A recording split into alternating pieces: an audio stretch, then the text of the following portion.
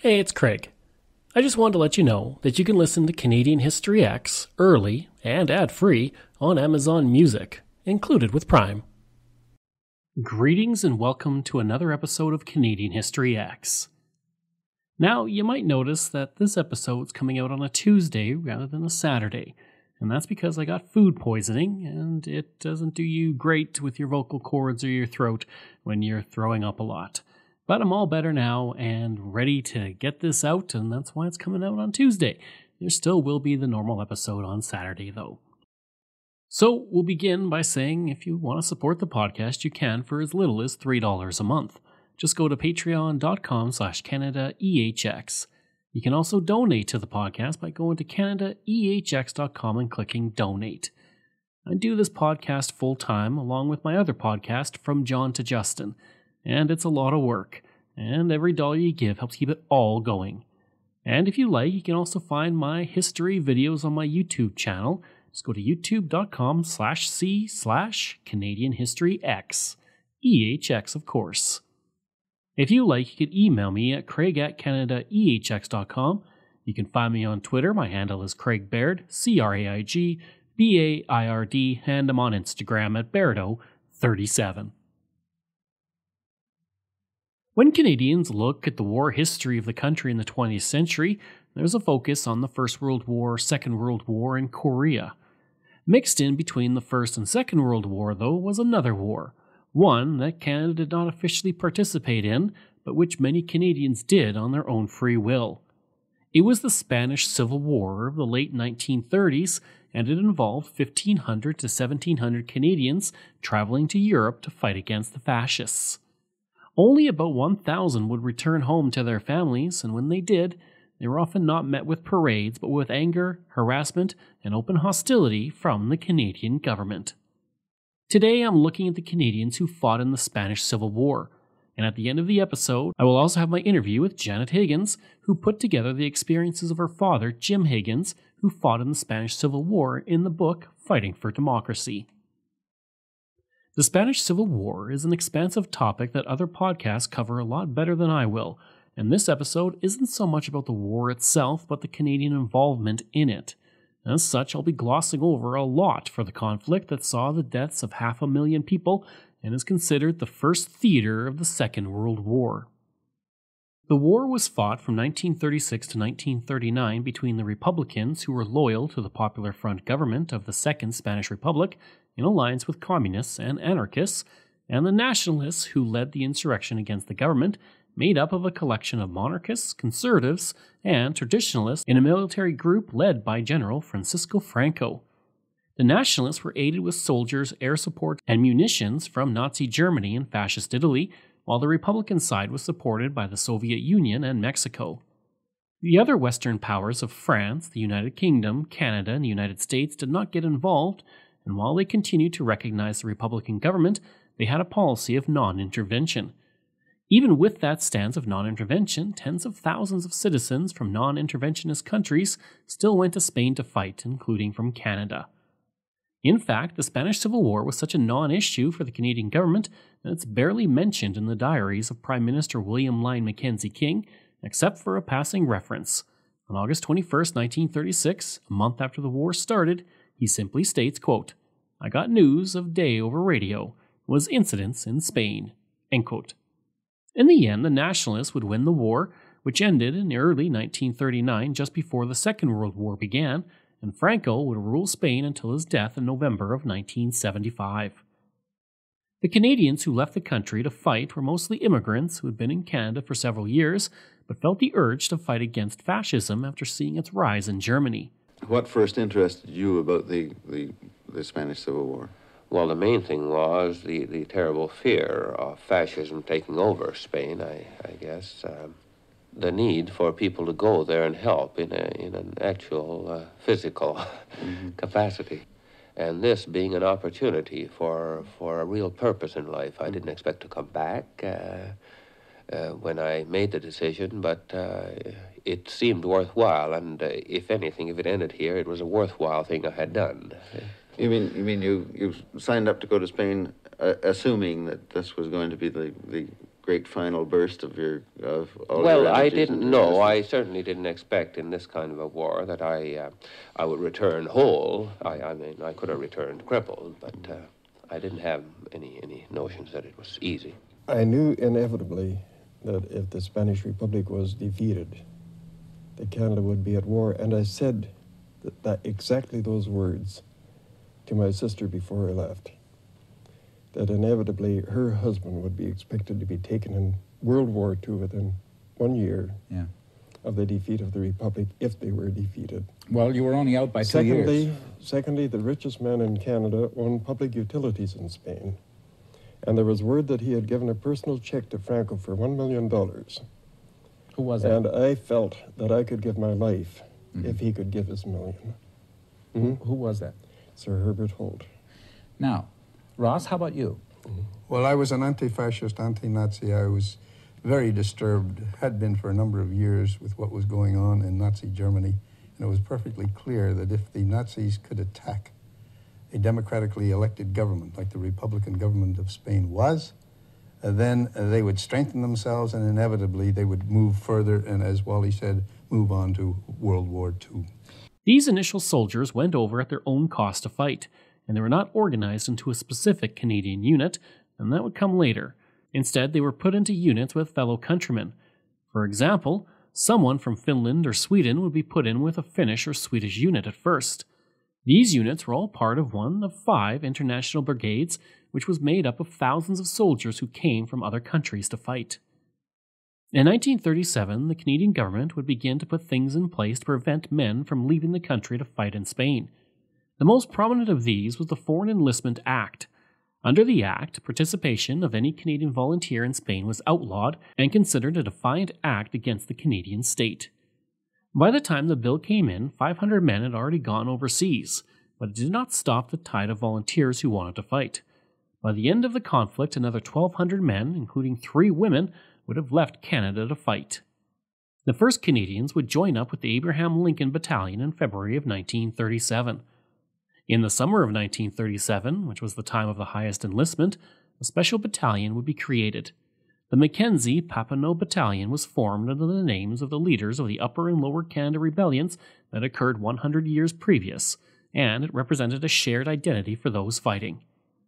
Ironically, in honoring William Lyon Mackenzie King in the name of the battalion, he was the grandfather of William Lyon Mackenzie King, the Prime Minister of Canada at the time of the Spanish Civil War.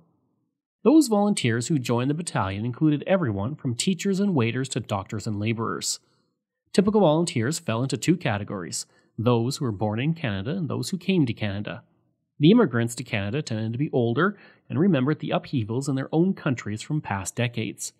Most of the volunteers were also born between 1895 and 1910, making them too young to fight in the First World War, and they were coming to age as adults in the Great Depression.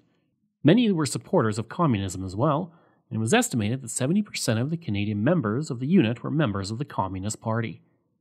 Thomas Becket, who lived in Moose Jaw, wrote a letter home after he left stating, quote, "You no doubt know why I am here. It is because I am what you do not want me to be, a communist. Even if I had no political beliefs and was not a communist, my dislike of cruelty, of unnecessary suffering, brutality, greed, and tyranny would lead me to do the same thing." End quote. Becket, unfortunately, would be one of the first Canadians to die in the war. The first few months of the battalion's existence were spent training and organizing, which put them ahead of other battalions that Canadians were part of and that had little training. At first, there were more Americans than Canadians in the battalion, by about 3 to 1, but as more Canadian volunteers joined, that ratio would drop. One person who joined the unit was Jean Watts, who became the only woman to join the battalion. In order to get over to Spain, those who had a connection to the Communist Party of Canada simply needed to contact the party and the rest of the work would be taken care of. That doesn't mean there wasn't a risk. The RCMP was constantly monitoring those who were volunteering to serve in Spain. And the RCMP also had a large group of informants who allowed them to keep tabs on anyone that might want to leave Canada.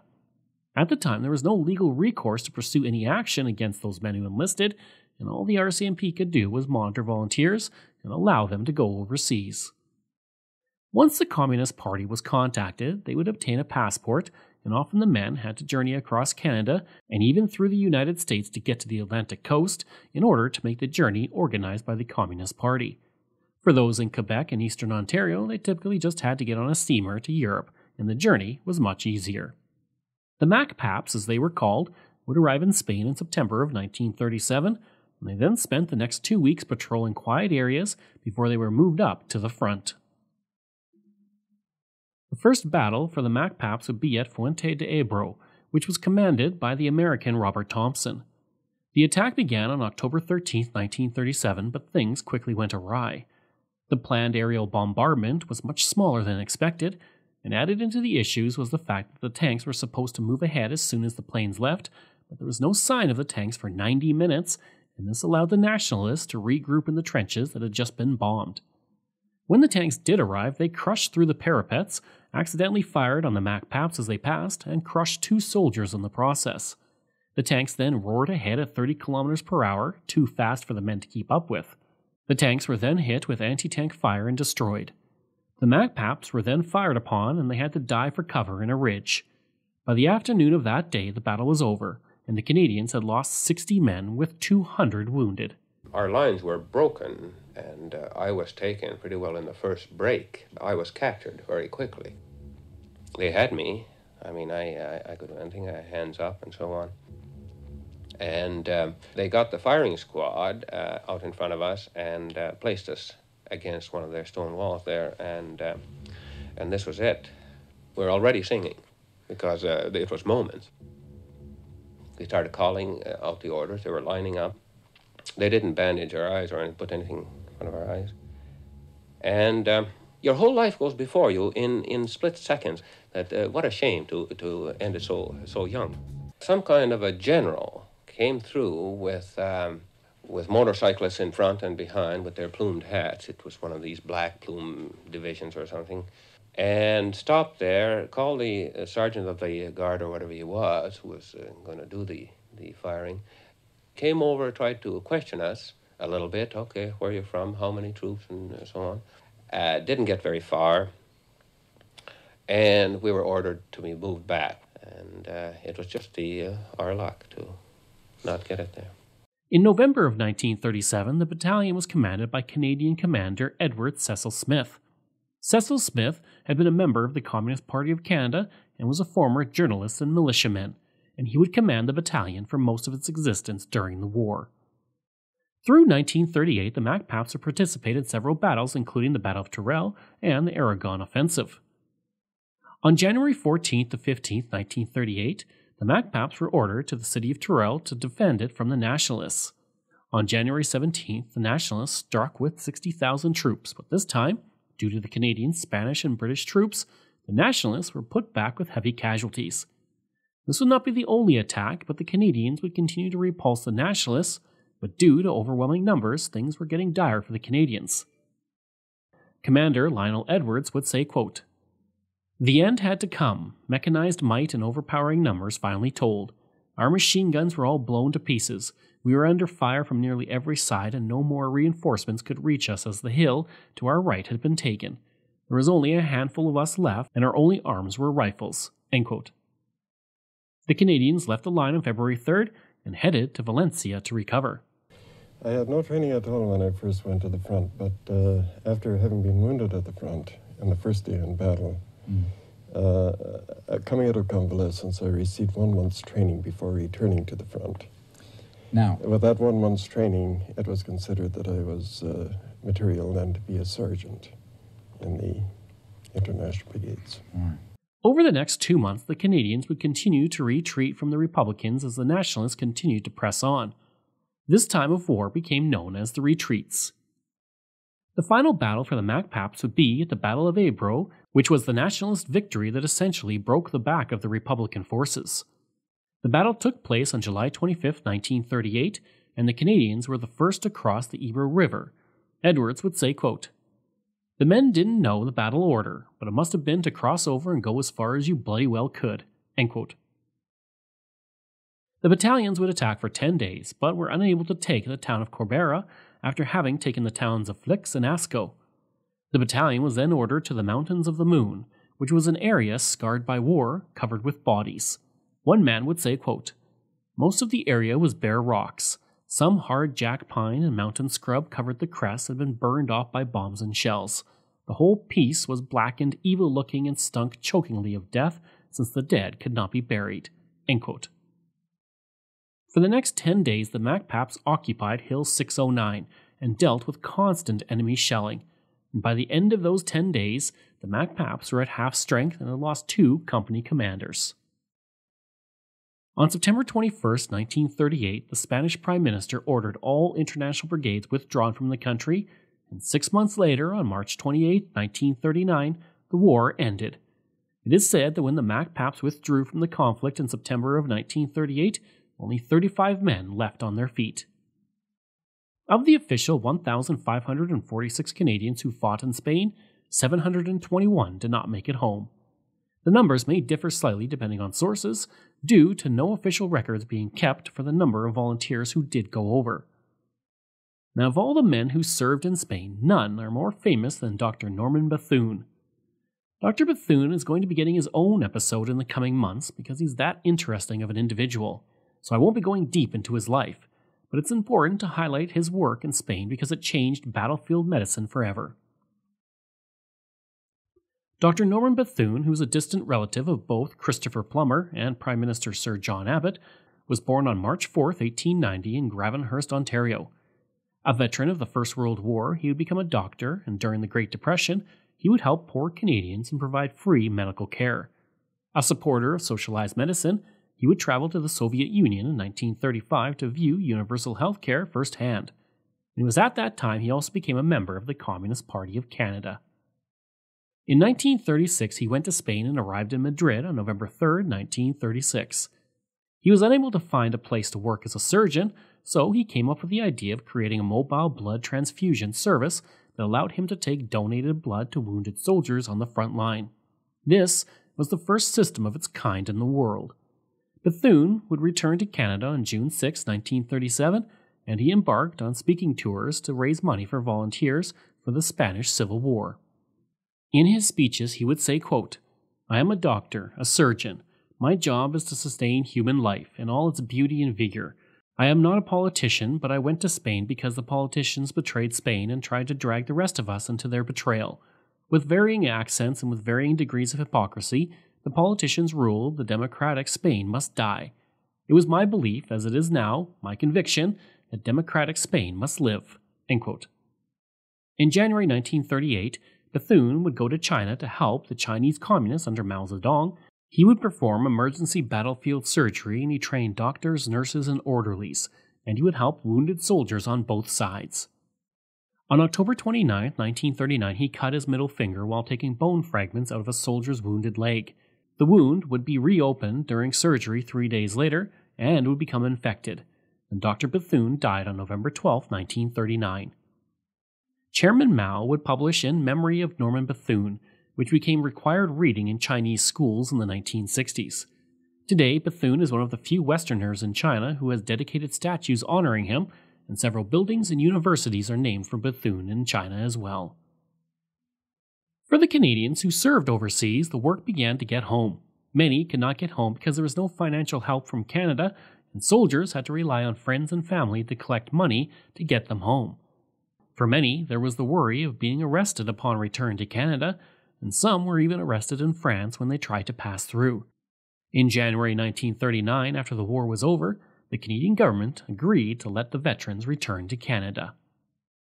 Upon the return to Canada, the soldiers found that the Canadian government had not forgotten about them, and the prosecution of the Spain veterans would begin under the Foreign Enlistment Act. They were investigated by the RCMP because most of the veterans were affiliated with the Communist Party of Canada. Others could not find any sort of employment, and more were refused the chance to serve Canada during the Second World War because of their history. That being said, some MacPap veterans were able to eventually serve in the war. And while the government did not look kindly on the volunteers, most regular Canadians did. On February 5, 1939, 272 men were greeted as heroes by 10,000 people in Toronto as they returned home. Methodist social reformer Salam Bland would tell the people who gathered there, quote, Canada didn't understand at first what we were doing, but understands now, and as time goes by, you will have more friends, more honor, because you've done one of the most gallant things in history." End quote. The news media was less than enthralled with the men. The Globe and Mail would write, quote, "The men returning from Spain are acclaimed as heroes. Many of them deliberately defied the law. We are not aware that the government has even taken the trouble to learn how they were induced to do this. Is this situation simplified by the fact that they fought in a lost cause? At any rate, what is the law for?" End quote. What kind of sympathy are you getting, Wally, from people like the Canadian Legion? And I noticed that you're wearing a Legion pin in your lapel. No, the problem is with the Canadian Legion that their attitude is very simple up to this point. That any soldier who fought in the Second World War or in Korea or in the First World War, that they have a place in the Canadian Legion. So far, they do not accept the fact that the veterans of the Mackenzie-Papineau Battalion have a position there. And this is unfortunate in many ways. I think I'm hoping in time that this can be changed. More recently, Canada has been more inclined to honor and memorialize those who left Canada to fight in Spain. 3 monuments have been installed to commemorate the Mackenzie-Papineau Battalion, and the first was installed on June 1, 1995 in Toronto, and consists of a large boulder transported from a battlefield in Spain. Another monument was unveiled on February 12, 2000 in Victoria, BC, and on the one commissioned in Ottawa in 2001, the names of all the known volunteers are listed. The first Canadians to fight against fascism finally got some concrete recognition today. The Governor-General unveiled a statue in Ottawa that commemorates members of the Mackenzie-Papineau Battalion. They defied the Canadian government in the 1930s to go to Spain and fight for the Loyalist side in the Civil War. Steve Fisher reports. I always wanted to meet you people, and I'm so proud of you. 87-year-old Maurice Constant was finally the center of attention today, praised for his role in a distant war. Explorers have been waiting for this for 60 years to get some sort of recognition. Constant was one of 1,500 Canadians who went to Spain to fight fascism during the Civil War of the late 1930s. They were volunteers, most of them fighting in a renowned battalion called the Mackenzie-Papineau, or MacPap. Half of all the Canadians there were killed in action. They were fighting against fascism, which was like a rehearsal for the war to come. Now the Governor-General has unveiled a monument to the veterans and acknowledged their early role in the fight against fascism. It is fitting that we recognize now, 65 years later, the historic moment for which these men and women went to fight in a foreign war, a war which was not their own, a war in which Canada was not involved as a nation. In fact, the Canadian government had disapproved of the Canadians fighting on the communist-supported Republican side in the war in Spain. Ever since, Ottawa has refused to recognize the veterans or give them official status. Even this monument was paid for by private donors. Yeah, I found it right here. 92-year-old Arnie Knudsen took note that even on this day, no member of the federal cabinet was on hand for the ceremony. We never say, I'm a Spanish veteran. We never said that into the last few years. Because, oh, you're one of them Reds, eh? You going over there? Yeah. You're communist, eh? Now, at least, they have their own national monument. Even if there are fewer than a dozen MacPap vets still alive to see it. Steve Fisher, CBC News, Ottawa. And while there are memorials, since Canada was not officially participating in the Spanish Civil War, the Canadians who died in the war are not included in the books of remembrance at the Peace Tower on Parliament Hill. As well, on all federal war memorials and in Remembrance Day ceremonies, the veterans are not commemorated. The survivors of the war were also not entitled to veterans' benefits. And now we're going to go to the interview with Janet Higgins. What led your father, Jim, to decide to put down his life story back in the 1970s? We knew nothing about his past, and one of my sisters, it was very interested and had probed him a lot over the years. And she got us together at Christmas 76 and said, you know, are you with me? Can we all go in and pressure Dad at Christmas to write his story? And we did. And it worked. And he started writing right away. We didn't realize it, but he started writing. He wrote through all of 1977 in pencil on legal size foolscap. And then for you, kind of reading this life story, did it give you kind of a unique perspective on your father and the life he lived before you were born? Oh, I mean, it changed my perspective. And it was a gradual change because a lot of things weren't evident. When I first went through the material, and, you know, I started in 2017 with all, you know, this big overflowing box of stuff that he'd left behind, and which included everything he'd written. I found out he'd written things about the Spanish Civil War in 1939. But it was a bit of a jumble. And so putting it all together and figuring out the narrative, what was the chronology of this story? And so things gradually became revealed. There were lots of mysteries to solve. And I was able to, through research and approaching academics in 4 countries, getting it fact checked by people, I was able to verify most of his story and to understand better, because he was quite a modest man. He didn't glorify anything that he did, to the point of being a little too modest. And so the only thing I did with his actual story in the book was to tweak it so that the reader could understand what it was he was talking about.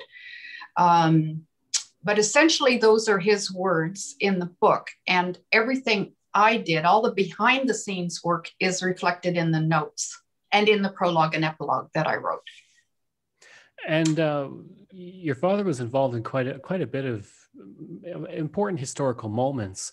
Yeah. When you're going through the book, or when you're putting it together, was it kind of a surprise to see that he was involved in something like the Regina riot, which was such a kind of a watershed moment in the labor rights movement? It leads to the downfall of a prime minister eventually. So was it kind of interesting to see that he's involved in some of these major moments in Canadian history?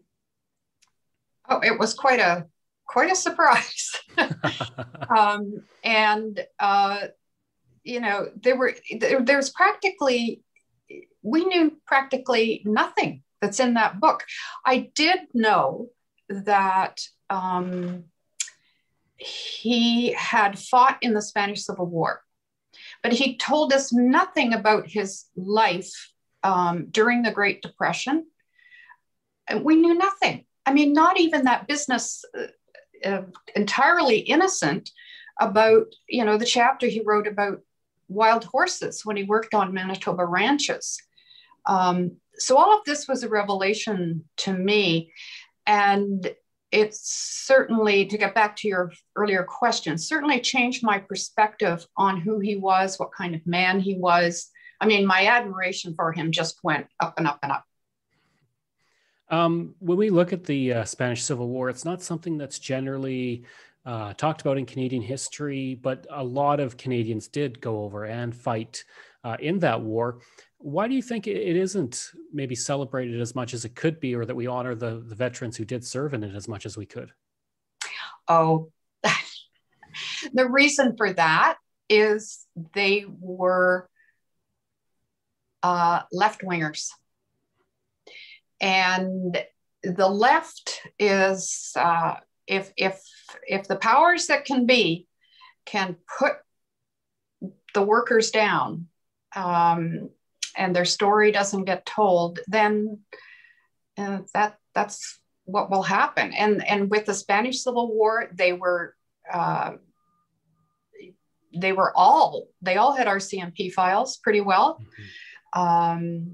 And they were painted as Reds, whether they were members of the Communist Party or not. Anybody on the left was a Red. And of course, you know, we headed into, by the time I was a kid, we had McCarthyism, which had spilled over into the States. So those guys, the men, there were a few women who volunteered from Canada in the Spanish Civil War, not at the front, but they were, you know, helping out in other ways, medical units and so on. They were lying low for the most part. They were not seeking attention. They were trying to avoid it. And so it wasn't until 1977 when my father wrote most of his memoir was a watershed moment, because that's when the MacPaps, the veterans of the Spanish Civil War, they were members of the Mackenzie-Papineau Battalion, came out of the shadows. They finally, I guess, felt comfortable enough to start meeting and to work on things like fighting for pensions and recognition, and later on memorials in various cities, although they weren't involved in the big one that's gone up in Ottawa. There were only a few alive when that happened in the 90s or 2000, early 2000s. You had mentioned that it kind of gave you more admiration for your father and everything, seeing, you know, especially in the Spanish Civil War, what he did. Was it also at times kind of hard to read some of the things, just showing how often that he was in danger fighting in that war, and how, you know, things could have been very different? I didn't find it that hard to read. You know, it's interesting, his writing style there's no adornment. These are just straightforward words. There's not a lot of adjectives or adverbs in this book. And so you get that piece he wrote about, you know, being confronted by the fascists, and he's alone out there with a machine gun, having run a gauntlet of fire, you know, bullets coming at him from all sides. I mean, it's amazing that he lived through that. But it wasn't something that upset me or anything. I was emotionally affected by his relationship with Jose Diaz, his young interpreter, the Spanish boy. And when he had to leave Jose, I mean, I well up whenever I think about it. He was... in regards to Jose, it's such a wonderful story that you do have in there about that he does meet this boy, and then years later reconnects with him. Was it kind of a nice little thing to be able to put that in there? Oh yeah, that wasn't Jose. Jose Diaz was a fellow machine gunner that he fought with, who was his interpreter during the war, and who may have been killed, quite likely was killed when the war ended. The person you're talking about is Manuel Alvarez. And Manuel was a young boy in the Spanish Civil War. He'd been sent to a town named Corbera d'Ebre as a safe place to be. And it turned out to be right in the middle of, it was at the front practically during the war at that time, during the Battle of the Ebro in July and August 1938. And the soldiers had all left, and my father was left with Jose Diaz, his interpreter, to check for wounded civilians around town, because they were still bombing the town, even though the soldiers were long gone. Like many towns in Spain, civilians were bombed and killed. And so my father was there kind of helping out. He had a lot of special assignments during that war, turned out. And a bomb hit a water tank, and the deluge was sweeping this kid down the hill. My father went in and pulled him out, took him to a Red Cross station and left him for dead. And he wrote a very short piece about that. And that short piece is what led to Manuel Alvarez finding him. So the Manuel story isn't something he really wrote about. I put the short piece in the book, you know, as his editor, it's in there. And I included a picture of Manuel that was discovered only a few years ago that had been taken in the cave hospital where he ended up. But I wrote about it in the prologue. So it's kind of the story is important because Manuel lived to find my father. He'd emigrated to Canada and had vowed that he would find the person who'd saved his life. All he knew was he was a Canadian. And it's a long story, but because of that short piece my father wrote that he sent to the Mackenzie-Papineau Association at the time, that they were just starting to get together, through a whole series of coincidences, Manuel was able to find his needle in the haystack, so to speak. And that was my father, Jim Higgins. So they met and reunited. And my father did write a short piece about their reunion, but that's one of the few things I didn't really include in the book. It's the story's included in other ways, but most of what he wrote is in there. You mentioned that your father was kind of a humble man. And so when he returns from the Spanish Civil War, you do write about how, you know, there was these crowds of people who were cheering them. Did he ever give an indication that that was kind of something he wasn't expecting, or that it wasn't something he enjoyed? Because like you said, he was just kind of a humble man, kind of fighting for what he believed was right. And then to come home and have all these people kind of cheering him and others as heroes. Well, he certainly never talked to us about it. The only thing we knew was they'd fought in some obscure war called the Spanish Civil War. He still told us nothing. So I think he was surprised. He says he was surprised. He used the word overwhelmed, almost overwhelmed. You know, at how many people turned out at Massey Hall, you know, the 10,000 who spilled into the streets at Union Station in Toronto to welcome them home.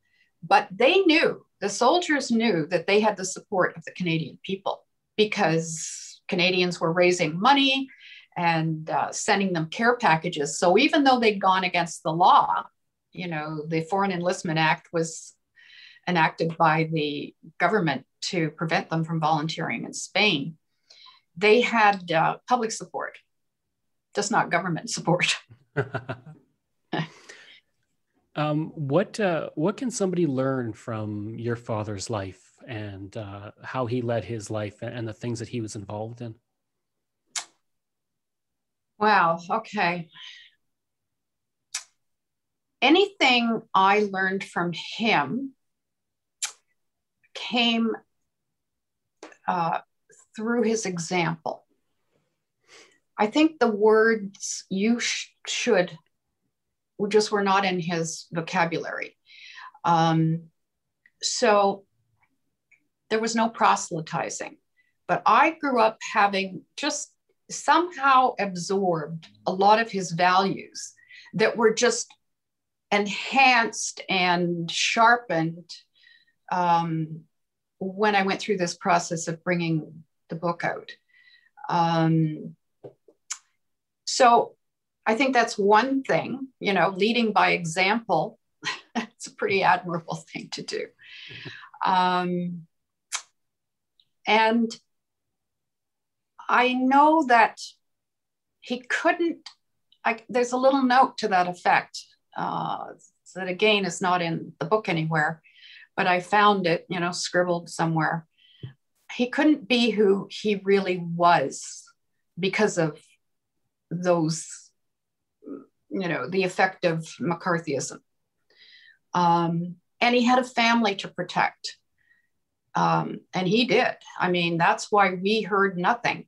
It was a shock to me to find out from his RCMP file, because I figured out he must have had one after I read all his stories. And I requisitioned his RCMP file, and it was a shock to me that he was surveilled monthly when I was growing up in Peterborough, Ontario.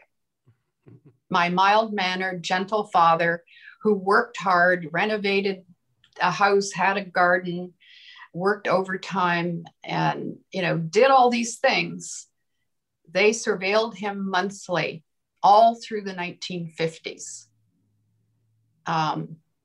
He knew that. He would have known that. They would have been talking to neighbors and his buddies at work.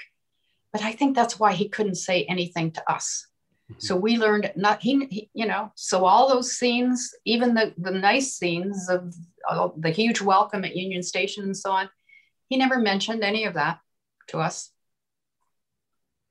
Not the good nor the bad. Not the good nor the bad. So your father writes his story in the late 1970s. He passes in 1982. What was the process for you to take those stories and eventually put them together into a book and release it, just recently? Yeah, it took a long time, didn't it? Yes. Well, life gets in the way. That's part of it. And when Manuel wrote his book, because he did write a book called The Tall Soldier, My 40-Year Search for the Man Who Saved My Life, and it was published in 1980, it happened all very quickly. And so there was more publicity at that time, publicity when they reunited in 78, publicity in 1980. And there were, media stories everywhere, internationally. And I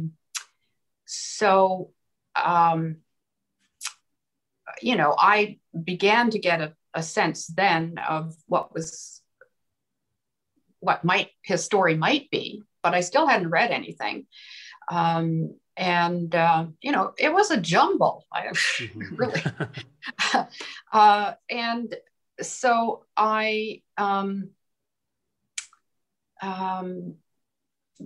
Manuel's book got a review in the Globe and Mail, and it ended with something like, but what about Jimmy Higgins? Why did he go to Spain? Heroes deserve histories too. So that was always in the back of my head, but I knew that I had this big overflowing box of all sorts of material, and that whatever was going to happen was going to take a lot of time. I had that sense. And so I had to get everything out of the way before I tackled it, because it was full time for 3 years to bring that book out, Fighting for Democracy. Just because of all the research and the documentation that I had to do. I was very, very adamant that if he told a story, I wanted it documented somehow. Because otherwise someone might think, this is too incredible. Yeah. And I knew my father as an honest man, so I knew that he wasn't embellishing things. But I thought, this is just such an incredible story. I need to document it. And, it took that long to do it. I mean, his RCMP file was invaluable because, he was put in their radical files in 1935.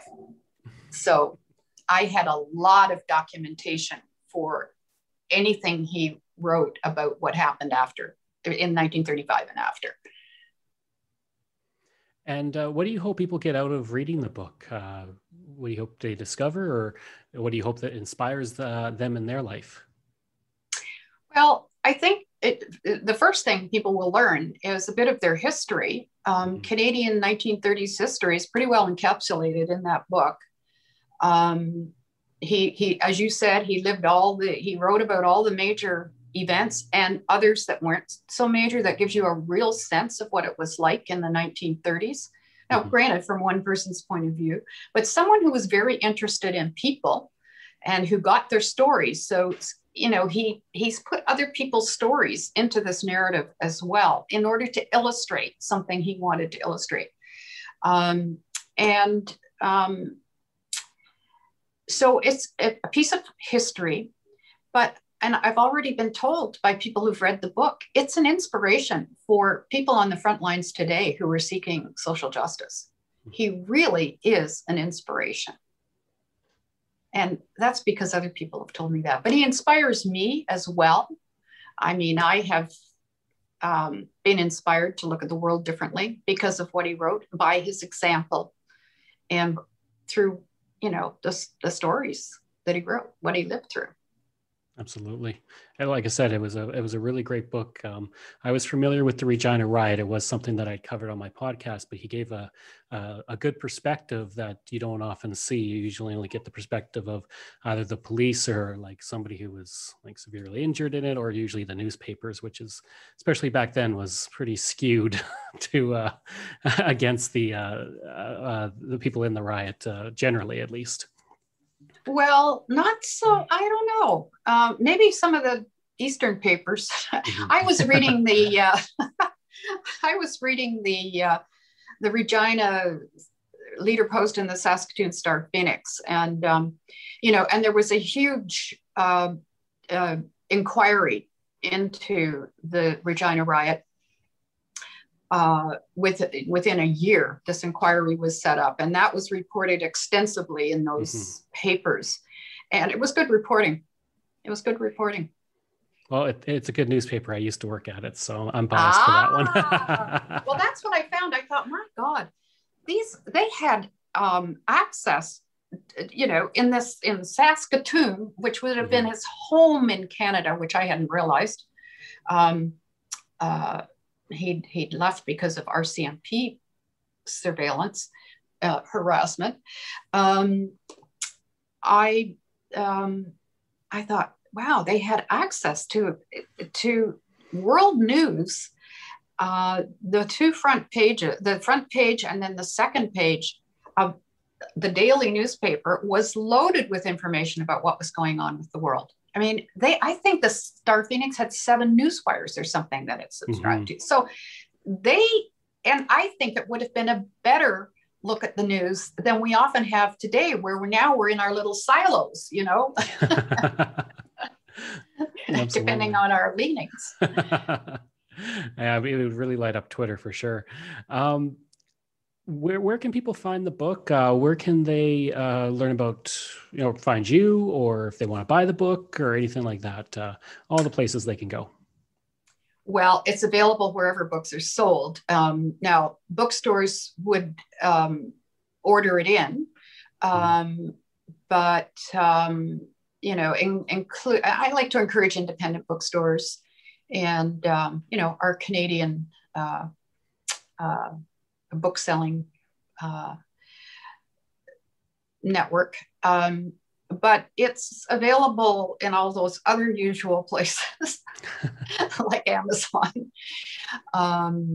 and worldwide. I mean, there've been quite a few books sold in Britain and Spain, nice. Because they're much more aware over there, and so the interest is there. Whereas in Canada, it's having to build the interest and getting people to consider taking a look at the book, which I think is well worthwhile, even for people whose political leanings aren't the same as my dad's. I've had feedback from people like that. So yeah, wherever you'd like to buy books, then I'm available. JeanetteHiggins.com is the website.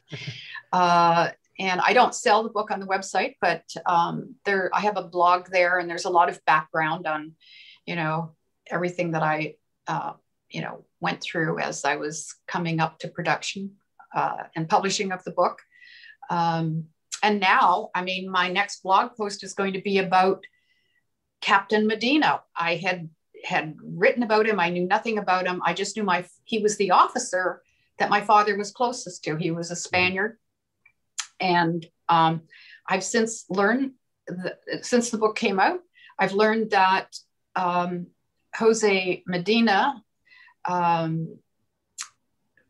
well, I got information from archives in Valencia, which are in the notes, but I've got a picture now of Jose Medina. Someone posted it in one of the groups I'm in. You know, social media has been wonderful. Mm-hmm. And with a big label on it, Jose Medina, and it exactly what my father said, you know, that Jose Medina was head of intelligence for the brigade during the Battle of the Ebro. And there they are in the cave headquarters of the 15th International Brigade, 4 officers, including Jose Medina. So I'm going to do a blog post about that, and I'm excited about that. So it continues. I hope you enjoyed that episode and my look at the Canadians in the Spanish Civil War.